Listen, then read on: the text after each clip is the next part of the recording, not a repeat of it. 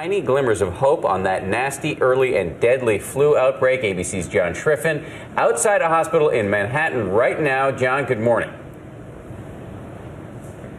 Dan, good morning. Here at this emergency room in New York City, the hospital says the percentage of patients they're seeing with flu-like symptoms is about 5 times as many as they saw last year. But the good news around the country is that new numbers show the worst could be behind us. This morning, the flu has spread to 47 states across the country, according to the CDC, crossing the line into epidemic territory. At this hospital in Minnesota, so many patients are coming in with the flu, they're packing 2 to a room. But as the number of cases grow, we're finally seeing a glimmer of hope. We're seeing the first hint that in some of those southern states that got hit hardest and earliest, it's just starting to come down. Still, you may not want to put away the tissue boxes just yet. Dr. Richard Besser says many of us are in it for the long haul. We don't know when this is going to end. This could be the worst flu year in a decade. What makes this year's flu season so bad? Timing. The outbreak hit around Thanksgiving this year. That's about a month earlier than normal. We're 6 weeks in, and with 6 more to go, doctors say it's not too late to get that flu shot. A recently released study rates this year's vaccine as 62% effective, just moderate. More than 130 million vaccine doses have been distributed nationwide, but many people are now having trouble finding them in their neighborhoods. Ma'am, I'm being told that we don't have any. You don't have any left. No. Okay. So how do you know if you're coming down with the flu or just a common cold? If you think about a cold, it usually affects you from the neck up. So congestion, sinus, fullness, sore throat. But the flu, it's going to affect your whole body. In addition to those symptoms, you're going to feel achy all over.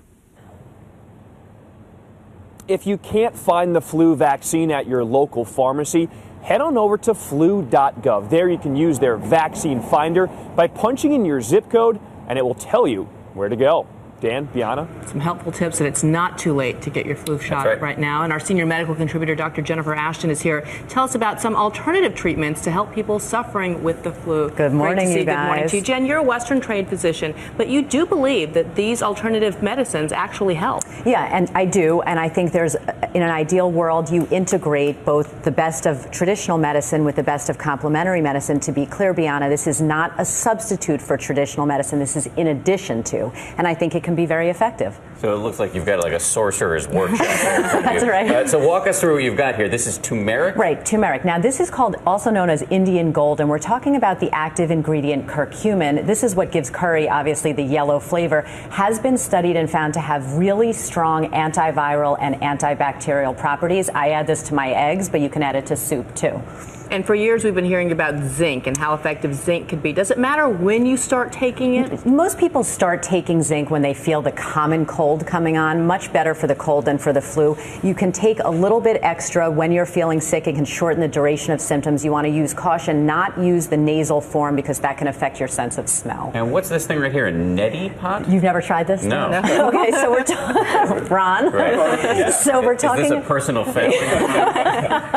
So I'll show you later. So we're talking about cleaning out the nasal passages, and it can be very effective in easing that sense of congestion. You do want to use bottled or distilled water, room temperature, add some saline to it, and short-term use only, you guys. You don't want to use this every single day because that can actually cause more problems than it helps. And how about mom's favorite medicine? Some Yeah, homemade chicken noodle soup. Mom, It's grandma, effective? they were actually right. There is science behind it. There's some kind of synergy or combination of ingredients within chicken soup that shortens the duration of symptoms, affects the white blood cells so they don't pack to the area and create more mucus. How's that for an early morning word? Yeah, but excellent. very, very effective, and it's not found with other soups. And it's Dr. very Ashton soothing. dropping the M-bomb on morning television. Sorry. We appreciate it. And by the way, this is complimentary stuff, not to replace traditional Western Absolutely medicine. not, and you Okay. always want to tell your healthcare provider when you're using any of these. And everybody should still get their flu shot if they haven't Get yet. their flu shot and always weigh the risks versus the benefits.